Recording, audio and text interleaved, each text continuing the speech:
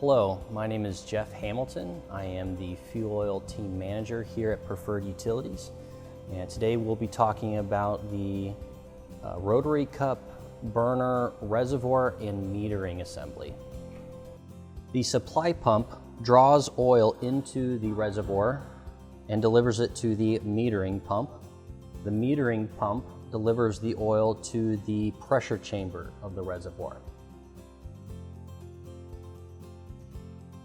The equalizer piston is positioned on the inlet and outlet of the metering pump. This will eliminate any slippage of the metering pump.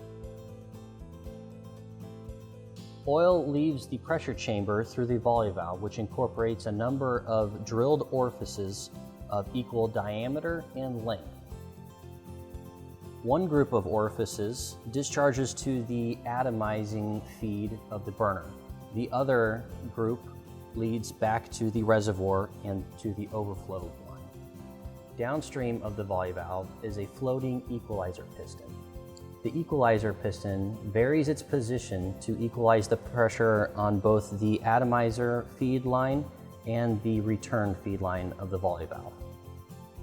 Under these conditions, each orifice of the volley valve will pass a fixed percentage of the total quantity of oil passed by the metering pump.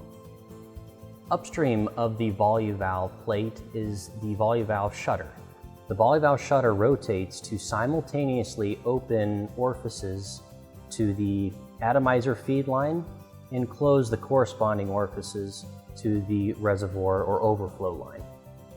Thus, the number of open orifices remains constant. The flow through each orifice is also constant, and the fuel feed to the atomizer is only varied by the position of the volley valve shutter. This has been a quick overview of the Preferred Utilities Rotary Cup reservoir and metering system.